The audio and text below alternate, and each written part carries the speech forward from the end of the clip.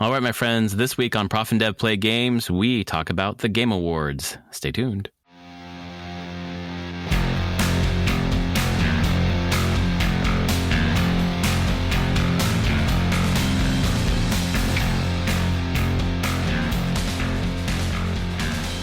All right, my friends, welcome to episode 507 of Prof and Dev Play Games. My name is Larry, the professor at Prof Plays Games on Blue Sky, although I don't look at it very often anymore.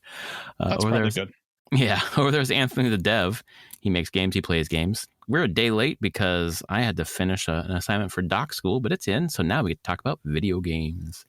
That's true. Are you done for the semester then? For doc school, yeah, my fall semester is completely done. I've just got to do a few tasks for work to round out our semester, and yeah. Awesome. Getting close. Just, sickness is hitting the house. Daughter's sick, trying to make it through this week without getting too sick, so we'll see how it goes. Yeah, I understand that. My wife has, it's not a full sickness, but she has this very angry lymph node. Just hoping it's not going to progress to anything worse. It's been that way for a couple days. Just like that teetering on that edge of like, oh, is this my immune system going to kick in here and be like, I'm good, or fall over? And right. So yeah, same boat, crossing fingers that we just get through this week. Yep. With minimal problems. But yeah, honestly, minimal problems would be a good summary for the Game Awards. Like, it happened. It happened? Yep. It did. It happened, and there wasn't... Generally, I wouldn't say it ran fairly smoothly throughout. My general takeaway is it wasn't the most exciting of Game Awards. I think the formula is getting a little dry in some ways. It's very similar to last year's and how they were doing things, and I was like, I still would like more of the awards given a little bit more focus there rather than just piles of trailers. But yep, got to bring the money in, I guess. Yeah, and I know E3 and whatever else is like it's just a huge marketing beat, tons of advertisements, which are really just those trailers we're seeing anyways. But yeah, it's got to be some other way to bring some money in besides. I don't know. I think. Was it? Well, I probably won't say that, actually. I was going to make a pejorative connection, and I think that this Game Awards was pretty good. Overall, it was fine. It was just it just was a little. I was like, okay, it's a little run of the mill in a lot of ways. But there were some decent announcements. I thought they had some big great ones, announcements. Some small ones that weren't so great, but I think overall. I watched it with my kids. They wanted to watch, so we had dinner at the coffee table and watched the entire thing. Very cool. And I would say from them, they're like, oh, there's some cool stuff, but they started noticing like there's a lot of same stuff here, like similar games that are very similar. You're like, I couldn't tell that really that would be different than this other game that was just shown. Right. It's like everyone's making Soulsborne games. Yep. It was Soulsborne games. It was gotcha games, and kind of like there were a few hero shooters as well, are like the three main ones. And then there was like little indie things threaded in there at times. And some of the indie things were my favorite parts of the show. Yes. Which we'll get to later. But I did say like they opened with a bang though, which was the Fate of the Old Republic. I didn't even have a clue on that one. Yeah. I was like, it was going, and there was one point I'm like, oh, it's a space thing, and it's zoomed out, and you just see a pretty space background, and the ship lands, and my son was like, is this Star Wars? And I was like, what? Oh, you're right, because the way the angles of the ship when it landed, and the way it's like ramp came down and up, I was like, this looks like Star Wars now. And I was like, oh, cool, there'll be another Star Wars game. I was not expecting an Old Republic game, and being done by Casey Hudson. Yeah, that was a surprise for me. Like, it looks cool. It's like a KOTOR successor, but it is. But then he was involved, and he was involved in KOTOR. I think he was a lead, wasn't he? Yeah, yeah, he oh. was a lead on that, and then as the director of Mass Effect trilogy. Yeah, for sure. Yep. So he's versed in this. I'm very curious what this studio is going to do with it, because they can't directly tie it to, I think, to Knights of the Old Republic, because it's not. There's legal issues. It's not just Lucasfilm. It's EA owns, has the rights to Knights of the Old Republic, but it can still be set in the Old Republic, because that is a thing EA does not own. So I'm curious what they're gonna do there, but it sounds like it's gonna be a while before this game's out. I was gonna ask you, when do you think it's coming? Which is probably not for a while. 2028 at earliest is my thought. At earliest, probably. I think there's probably 29. Yeah, there's a quote from Casey Hudson that says, "I'm not getting any younger, so I'm hoping this is out before 2030." Like, oh boy. Yeah. I mean, that kind of makes sense. I mean, 2025 is done, so 6, 7, 8, 9. 4 years, 5 years, 30. Yeah. Yeah, 3 is probably what they hope for, but it's probably going to be 4. Yeah. In the end. But it sounds like his new studios. They formed the studio around funding for this game. Right. So. They've made a trailer as far as what's been released. Exactly. And that's probably all that they have. Yeah. But it's good. It sets vibes. That's for sure. Oh, yeah. For sure. Yeah. So that was a good opener. What was the other one I was really excited for? Oh, I should give a shout out. Do you see Coven of the Chickenfoot? Yes. One of their... I think that's the one. Coven of the Chickenfoot's the one where you're like with you're like the old woman, old witch. Yes. Leading. Right. Yeah. So that is done by who used to be a it's Bruce Straley, right?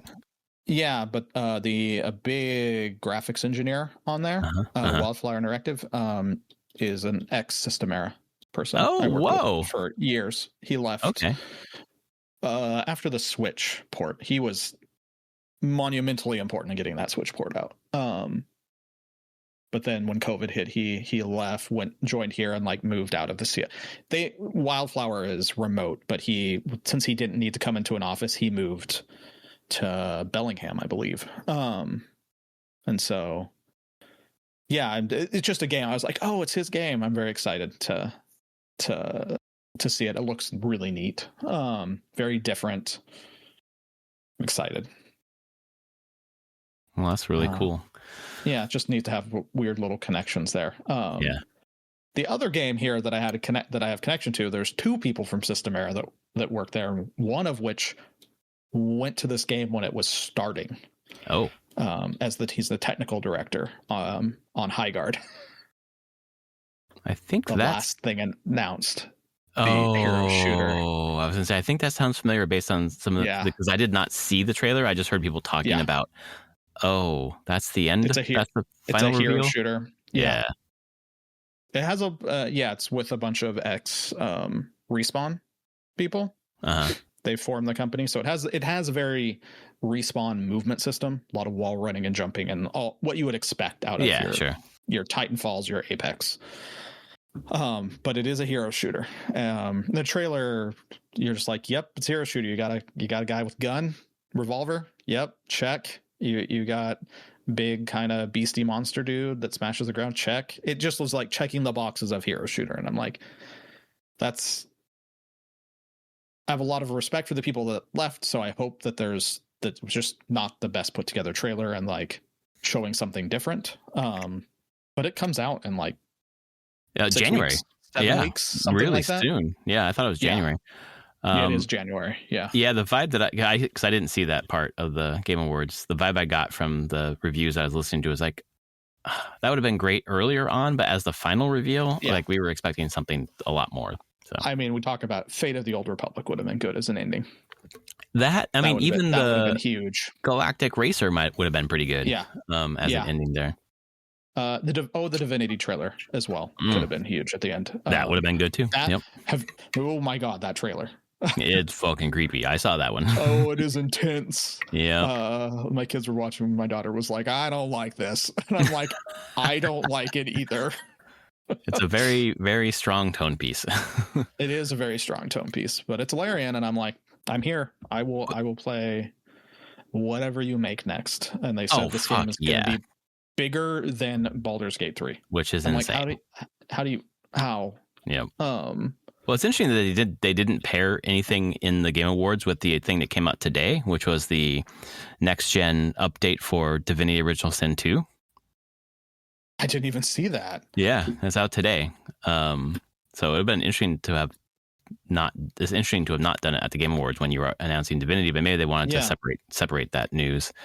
But it's free update for if you have the PS4 version, which came out in 2017. So free update for the PS5. So I feel like it's telling me, come back, get out of Fort Joy, move on with the game. Yeah. I kind of feel like I'm like, okay, I get it, Larian. Your games are huge. Mm-hmm. I just need to move to the next area. There's more interesting things to see. Yes, exactly. So maybe I'll make it a point to get out of Fort Joy over the Christmas break. What'd you think of some people were really hyped for the new Mega Man that they showed off? I'm excited that there's a new Mega Man, first of all. It's almost like the new Super Mario Brothers, where you're kind of done with that art style after a while. Like, this looks like Mega Man 11, which I liked Mega Man 11. I just wish it didn't look quite so shiny, or I don't know, cartoony. I can see that. But I'm excited. Like, I thought it was a really dope reveal. And I think some people were excited to have seen Mega Man go in a different direction, or even to see like Battle Network come back, or X. Well, actually, probably X more than anything else come back. But I'm excited. I was really sad to see that it said 2027. It's like, God damn it. Yeah. It was pretty early show there. At first, when they were gonna revealed Mega Man, they didn't show the gameplay original. Right at the beginning, I was like, oh no, is it Mega Man Legends? Are we getting a new Legends? Yeah, right. I was disappointed there because I was like, I'm ready for a Mega Man Legends again. I don't think anyone else making the Mega Man series wants a Mega Man Legends again right now. So, but I want Tronbon in there. Tronbon. But yeah. Tronbon Mega Man. I guess I don't know what that is. She walks around like a green suit with a face on it. And she was, I'm pretty sure she was in Legends. Yeah, she was in Legends, and she got her own game, The Misadventures of Tronbon, on PlayStation. I see that. And I think was in Marvel vs. Capcom as well. I'm pretty sure she was in Marvel vs. Capcom. Main antagonist of Mega Man Legends, which I did not play. So now it makes sense. Got it.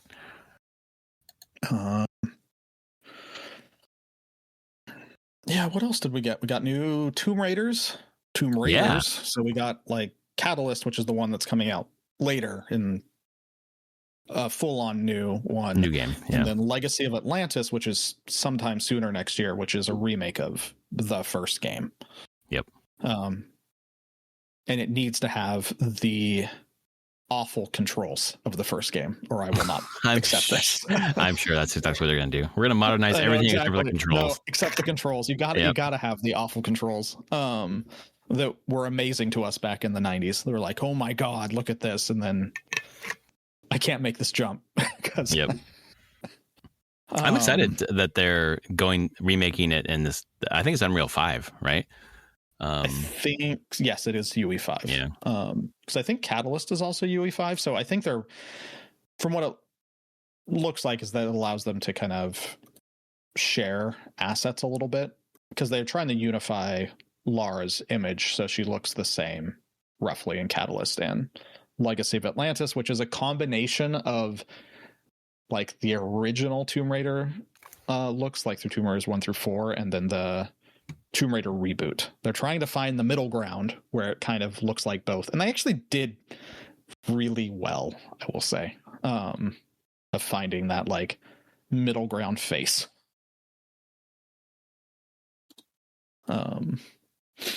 Yeah, I think the model looks good. I think the direction looks good based on what they showed. I was excited. Maybe think I didn't play the last of this previous trilogy, Shadow of the Tomb Raider.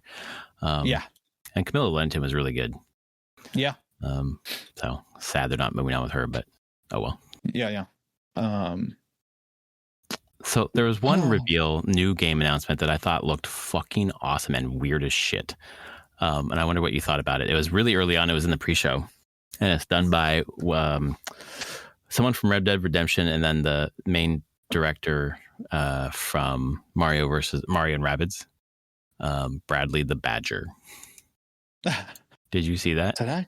I didn't, because I didn't see the pre-show. Oh, what? Oh man, I feel like you need to am watch. I in for something here? I think you should watch the trailer right now, and let us know what you think live. So it's Day for Night Studios. It's David Soliani and Christian Cantamessa, and Grant Kirkhope is on as composer. It's a platform action adventure game. Okay.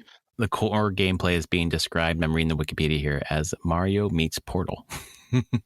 What? But I won't read the next part of the sentence. I need you to watch it and see it. Okay. But I'm of everything, I'm the most excited for this game. I'm seeing it. Ooh. Badger born. Mm-hmm. Yep. Keep watching. What?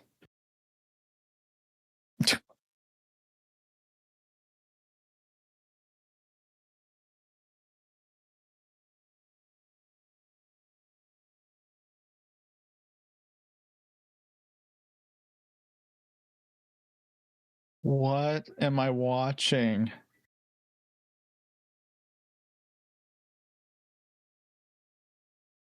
Oh my god. Got to the cyberpunk part. Yep. Last of Us. What? Yep. Are we at the part where we have a game that can parody all the other games? That's what it's trying to do. Exactly. It's satire of all those games.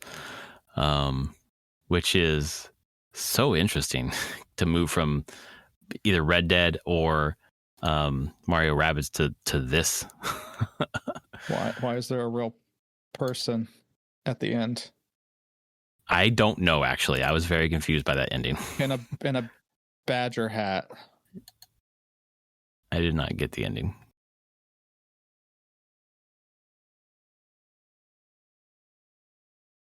What?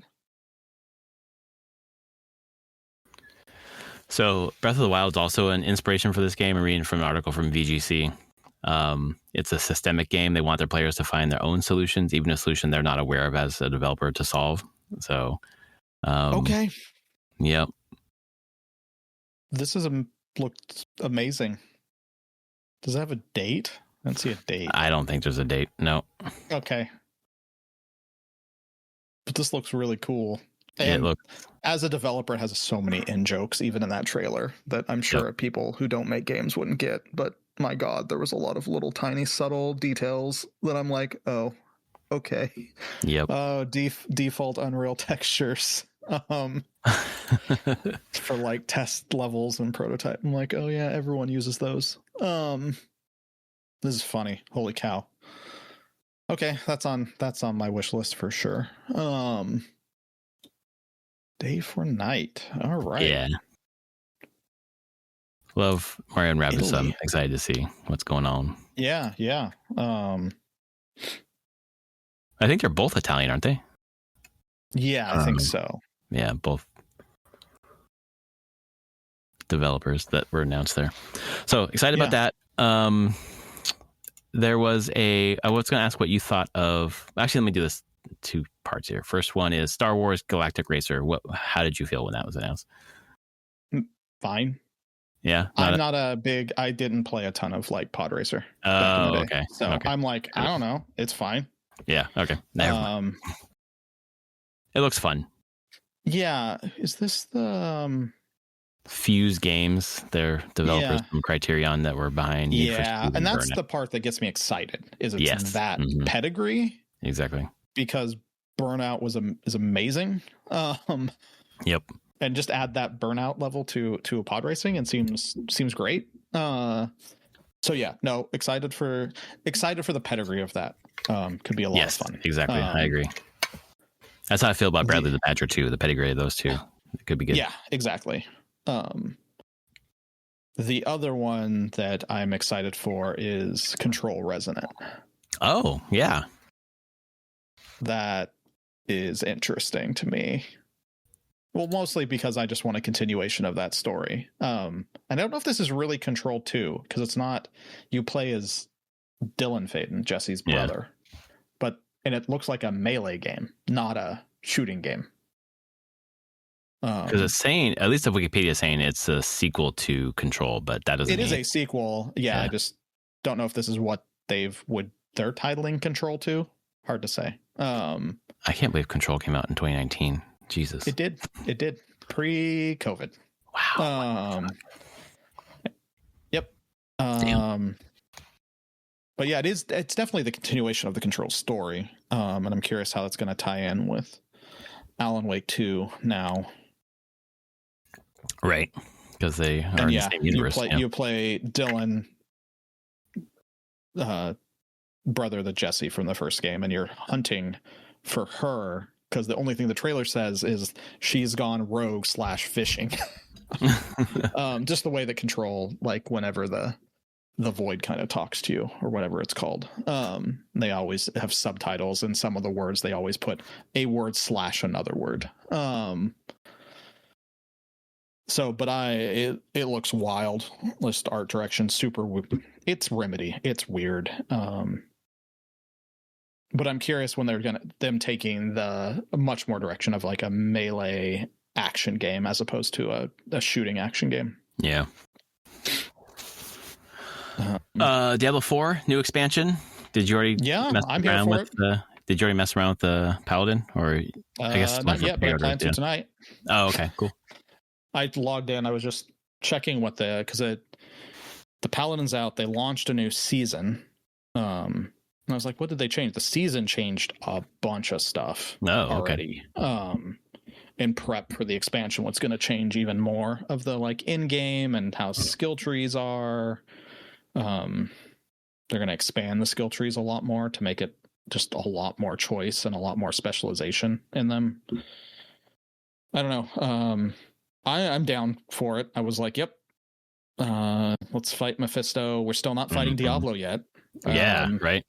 It's Diablo 4 and we haven't fought Diablo. I assume that there's one more expansion and you fight Diablo. But the neat thing is, it was crazy. I was like, you're releasing the Paladin day of. Like, that's crazy to me. Well, I feel like people have been shadow dropped it. Clamoring for it. Clamoring for them. It's kind of been a hole in their character roster. Yep, exactly. Because you have the only kind of like real melee, like strength-based character is a barbarian, and you're like, well, the flip side of that is like a paladin or a crusader or something fighter. So yeah, people have been wanting this. They brought the paladin back, but the expansion has another class that they have not announced. Right. So that will come. What do we think drop it is? when it comes. So this is the one that I was talking to a friend here, and I was like, I don't know what it will be. I don't think it will be a previous class because they're doing that with the paladin. I think it's going to be brand new. Yeah.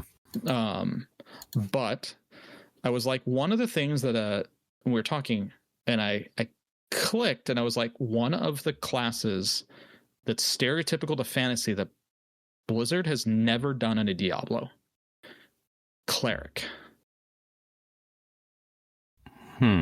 Like an overall healing kind of? More healing, more like righteous healing, robe wearing cleric, not the like D&D like armor. That's much falls towards paladin. But I'm like, what if both classes coming out are like holy warriors of different types, and it's a holy caster, because they've never done a holy caster in all the games, which is crazy to me. That seems the perfect thing for it. It's either going to be that, or they're going to offset the paladin with some kind of like demonic class. Right. But I don't know what that would be right now. I don't think like I said, I don't think they're going to pull from any of the previous classes they've done. So a lot like the Spiritborn, they want to give something new, which is cool. But yeah, I'm here for it. Really, if anything, Diablo 4 has just continued to get better over time. They just keep working on it, and that's the story of Diablo 3. Where it's exactly the story of Diablo 3. Mm-hmm. Not excellent at the beginning. It was okay. I mean, I played through it and was done, and then came back with Reaper Souls, and it was fucking kick-ass. Yeah. So yeah. And in some ways, Diablo 2 was always solid, but it became so much better with expansion. That's a good point, because I always think about that expansion. What was it, Lord of Destruction? No, what was the fucking expansion? Was it Lord? Was it Lord? Lord of Destruction. Okay, yeah. I kind of like package it all together. Even though I played Diablo 2 from day one, but in my memory they're the same thing. But yeah, you're right. It really did upgrade it. It did. I mean, that entered the Druid and the Assassin. It added the rune system. Yeah. Jewels, ethereal items. It added charm, the charm system. Class specific items. It just added a bunch of stuff. Like it was like Diablo 2 is a good game on its own, but the expansion was like, let's just blow it out of the water into one of the most amazing games ever. But yeah, you just kind of combine it together, and same with me in my head. I'm like, oh yeah, when I think of Diablo 2, I'm thinking of the whole package. So I feel like that's just kind of how, and a lot of times action RPGs kind of go now. Like the base game, at best you can hope for is that they're just a good game, but they improve over time if they get the time to improve. And it's Blizzard and it's Microsoft money now. They're going to make the time for it to improve. They're not going to let it languish. I mean, their fucking shop has got expensive shit in it. I'm sure people are buying it, so that'll keep it for a while. I mean, I feel bad. I bought one set in there that over all the years, I bought one more, which was the classic rogue look. It's like the rogue. Oh, nice. How the rogue looks on the cover of the original Diablo. Right. I just loved that look of that set. And I was like, yes, I want that. And that's all I need to buy. I'm done. I don't need to spend stuff on Diablo wowified skins. Yes, exactly. But yeah, they definitely have expensive cosmetics. But that was a cool thing. We saw a bunch of trailers for things that we've known about. That was the Diablo 4 one. There's anything that really got, I know everyone was really excited about Phantom Blade. That one got a bunch of buzz. I just have never played Phantom, Yeah, I've heard a lot of people talking about Phantom Blade Zero on podcasts that I listen to, but I actually really still don't understand what that game is. I thought it was a gacha, I guess, but it's not a gacha. No. It is. It's it's a Chinese developed Souls like game. Exactly. Yeah. Okay, got it.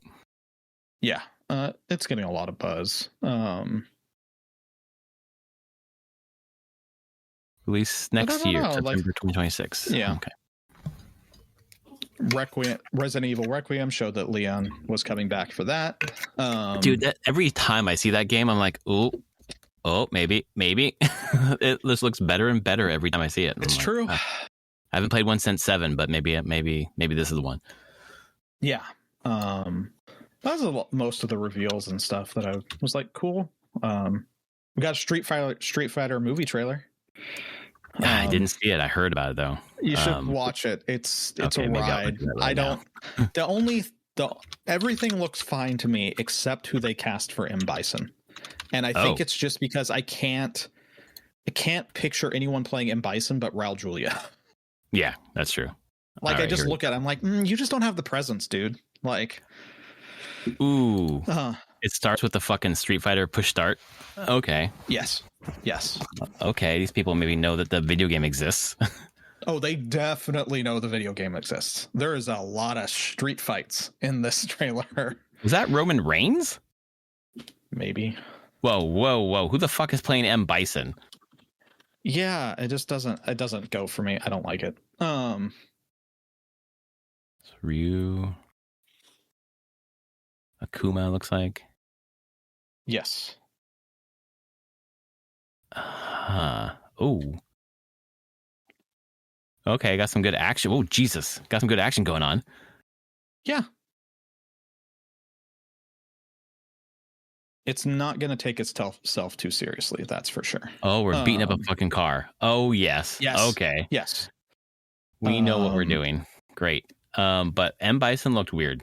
I agree. Yeah, same to me. I'm just like, it doesn't have the it's David Dastmalchian. I don't know who that is. I hadn't really heard of him either. Who's he? He's been in a bunch of stuff. He was Polka Dot Man in the Suicide Squad movie. Okay. Well then.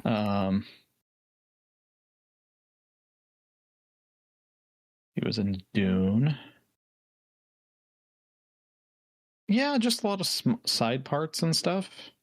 So, yeah, but I'm just like, I look at him like, you're not and it's not just him. It's the wardrobe and how they're portraying M. Bison, even in that trailer, very briefly. Mm-hmm. He just doesn't feel like he's big and intimidating. No, he doesn't. He looks silly, actually. Yeah, so I'm like, I don't know about that. I mean, and Raul Julia looks silly in the old Street Fighter movie. He just owned the silliness. Yeah. And then just not feeling it there. And this movie does seem like it's going to be rather silly in some ways. Which, let's be honest, that's probably what a Street Fighter movie needs to be. Oh, yeah. Yeah, it should be silly. Yeah. In some way. So, I mean, there's that trailer. As for winners, well, holy shit. This will be French. A quick part of the game. Yes. Very French. The most awards, nominations, I should say, or whatever. It was most nominations ever, right? And the most wins ever. Yeah. Yeah. By the end of it, they won basically everything. 9 of their 13 nominations. Yeah. They did not win Best Audio Design. Yeah, there's a couple I looked on here that they didn't win Player's Voice, which went to Wuthering Waves. I'm like, of course. This is why you don't put audience voice out there. Yeah, exactly. Like, right. Didn't win that. What else? Do they count 2 losses in the performance category? Because only one. I don't know. Because I mean, do they? Actually, that's the thing. Do they consider each of those nominations? I would say I would think so. Because if you go and count it. 1, 2, 3. I'm going to count right now. 3, 4, 5. There's 6 nominations there. Best performance. I'm going to count all 3 of them. 6, 7, 8, and 9. And then 10, 11.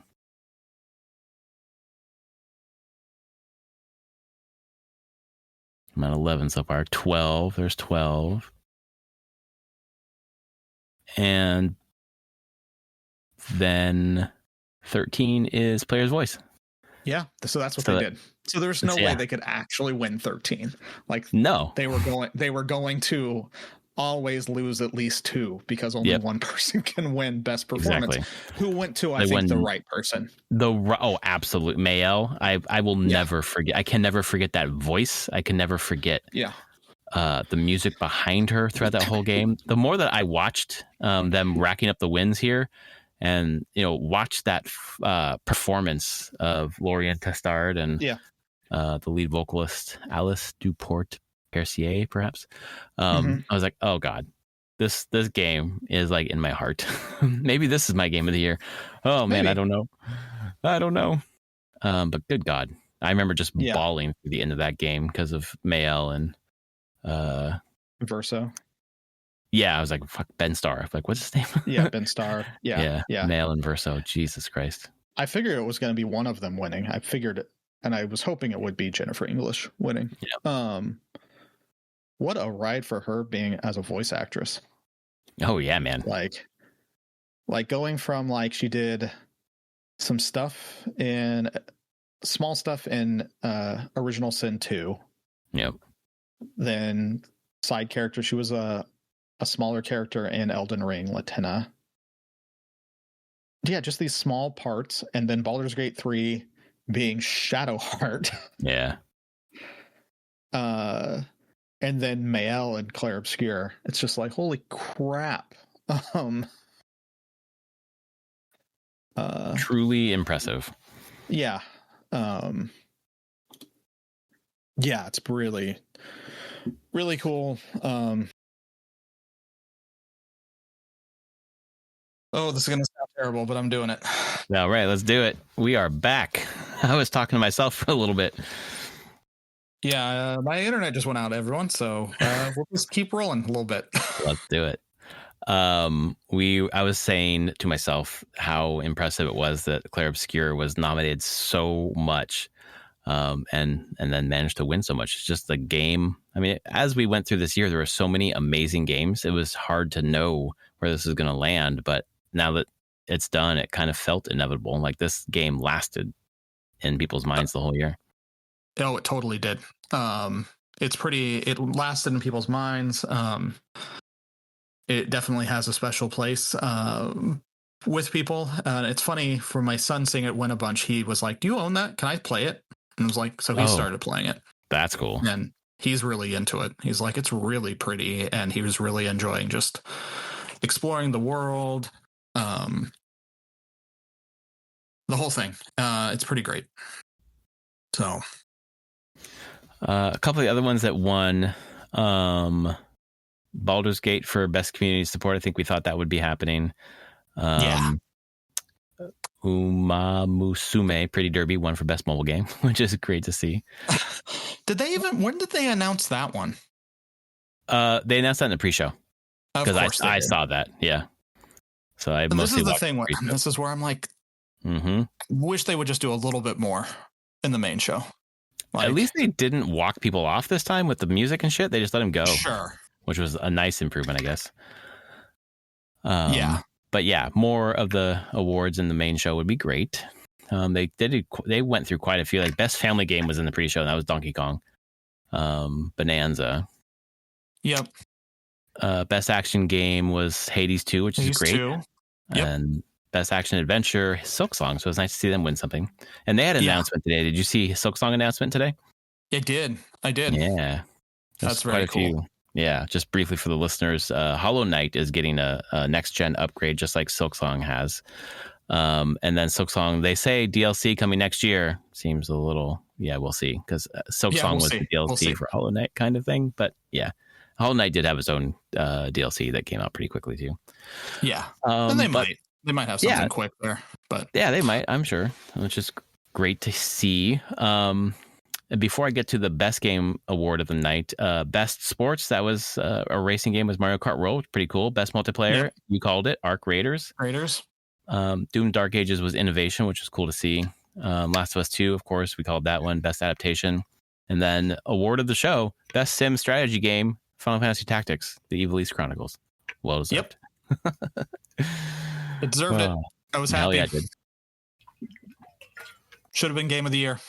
Done. Exactly. Game of the year from a game 30 years ago, but whatever. Wasn't even on the list, those cowards. I know. They had to give it something. I feel that would have probably been pretty contentious. Yeah, it would have been. Everyone knows this is a really good game, guys. Yeah. Sad to see that. Here's your award for not screwing it up and just keeping it very good. Split Fiction won nothing. It was up. I know that was actually made my kids really sad. They were like, it deserves a win somewhere, and I think it does. I mean, Silksong won best action adventure game, cool, but I think Split Fiction should have won. I could see that. Yeah, I enjoyed that way more than Silksong, which breaks my heart. But I'll get back to Silksong and probably find that I love it. So it's all good. So yeah, that kind of takes us through most of the Game Awards, unless there's something that we missed that you want to chat about. No, that's pretty much it. We'll probably call it here since my internet's down. We're having a lot of wind here, so yep. My cable modem's fine. Yeah, but just nothing's going through, so I assume a branch hits something somewhere. Yeah, that makes sense. Well, let's do that. Thanks everyone for being here for Prof and Net Play Games. One day late. We will be back next week to kind of do our lead into Game of the Year. And if you like us, please rate us on your podcast service of choice, and we will see you next week. Thanks, everyone.